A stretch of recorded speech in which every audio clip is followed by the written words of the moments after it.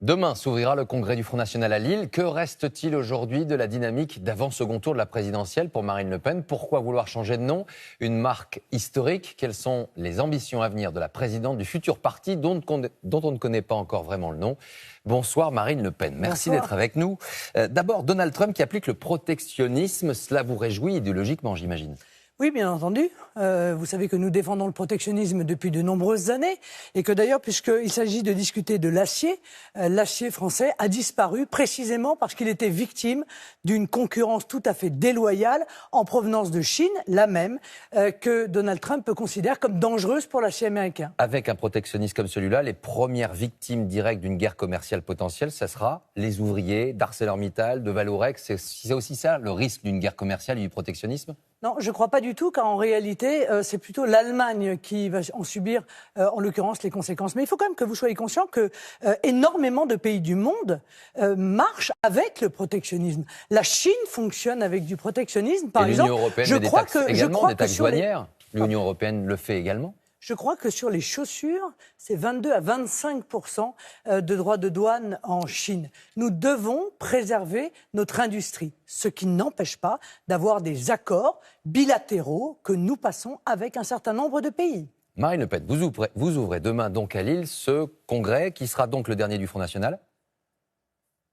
Oui. Je ne sais pas. Pourquoi vous ne savez pas? Parce que ce sont les adhérents du Front National qui vont décider de cela. Qui ont décidé, puisqu'ils se sont exprimés, qui vont s'exprimer? Non, il y aura un vote. Vous savez, le Front National défend la liberté. Il se l'applique, et notamment la liberté pour les adhérents de pouvoir décider de l'avenir de leur mouvement. Il y aura donc, après le Congrès, un vote où tous les adhérents du Front National pourront s'exprimer sur ce changement de nom. Je sais que c'est étonnant, mais en l'occurrence, dans un pays qui est de moins en moins démocratique, mais en l'occurrence, c'est notre philosophie au Front National. Pourquoi était-ce si important de changer de nom maintenant? Parce que je crois que le Front National est devenu adulte. Je crois que le Front National, aujourd'hui, a changé de nature. Il est passé d'un parti d'abord de protestation dans sa jeunesse, puis un parti d'opposition, à un parti de gouvernement. Il doit acquérir la culture des alliances, acquérir la culture d'un parti de gouvernement, et il faut le faire savoir, et changer le nom, je crois que c'est une des manières de le faire savoir. C'est aussi une façon de tourner définitivement la page sur les années précédentes et finalement l'ère Jean-Marie Le Pen. Vous l'assumez, ça, le fait de tourner cette page-là? C'était son parti. Non, mais ça n'est pas du tout à l'égard de Jean-Marie Le Pen que cette décision est prise. C'est à l'égard de l'avenir du Front National et du rôle que le Front National doit avoir dans la vie politique française au moment où il y a une recomposition totale et où nous avons un rôle essentiel à jouer. Pas seulement en France d'ailleurs. En Europe aussi. Vous reconnaissez que vous êtes victime vous-même d'un trou d'air, finalement. On ne va pas faire le débat sur tous les sondages, mais en tout cas, victime d'un trou d'air depuis le second tour de la présidentielle. Pour quelle raison, selon vous? Est-ce que vous allez porter pendant des années encore, finalement, votre échec du débat de la présidentielle? Est-ce que vous considérez que vous allez le porter encore pendant des années? Je ne souhaite pas. J'ai dit que j'avais raté un rendez-vous. Maintenant, encore une fois, je crois qu'il y a énormément à faire. Et tous les Français s'en rendent compte. La politique menée aujourd'hui par Emmanuel Macron est une politique de déconstruction de notre pays. C'est une politique de grand déclassement des classes moyennes et des classes populaires. Qui aujourd'hui est capable de défendre la nation et les protections qui sont les conséquences de la nation?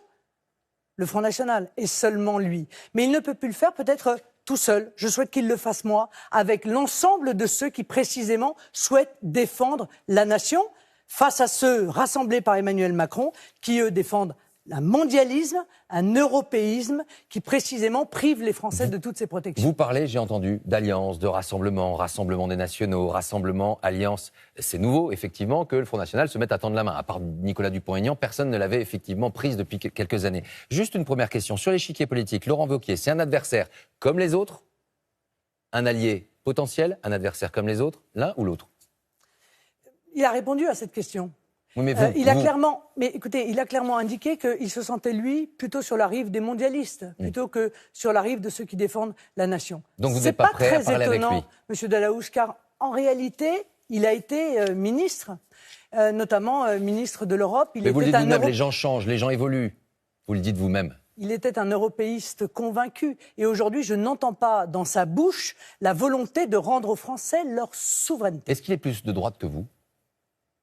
Je ne sais pas ce que c'est de la droite et la gauche. Ça ne m'intéresse plus.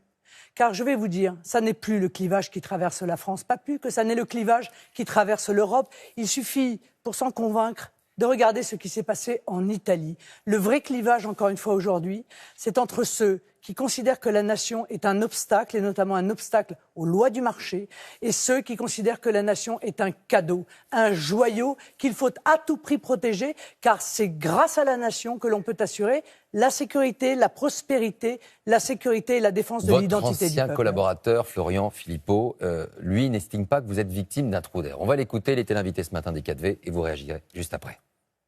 On voit bien que c'est lugubre. C'est lugubre là-bas. C'est pas un congrès de refondation, c'est un congrès de liquidation. Là-bas, plus personne n'y croit. Voilà. Plus personne n'y croit, y compris Marine Le Pen, vous avez le sentiment? Oui, je pense que Marine Le Pen n'y croit plus du tout, oui, bien sûr. Alors vous n'y croyez plus?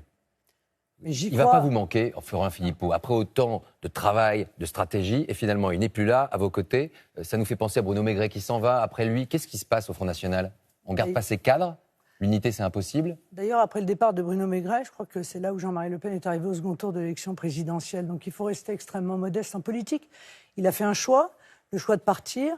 Il devrait s'occuper de son mouvement, d'ailleurs, plutôt que de faire tous les plateaux de télévision pour parler du mouvement qu'il a quitté, en des termes d'ailleurs aussi désagréables. Juste une question simple. Si Marion Maréchal Le Pen est physiquement absente du Congrès, est-ce que finalement, elle n'a pas déjà gagné sur le plan idéologique avec la victoire des identitaires, avec le départ de Florian Philippot, avec un parti qui se recentre sur l'identité finalement? Est-ce qu'elle n'a pas déjà gagné, elle? Le Front National ne se recentre pas sur l'identité. Le Front National marche sur deux jambes. Il marche sur deux jambes, la défense de l'identité, de la culture française, de la sécurité, de la lutte contre l'immigration et la défense d'un modèle social, de solidarité nationale et surtout de souveraineté nationale. C'est la ligne politique que je porte. C'est celle qui m'a fait élire à 2 congrès successifs et j'espère, je pense qu'elle me fera élire également.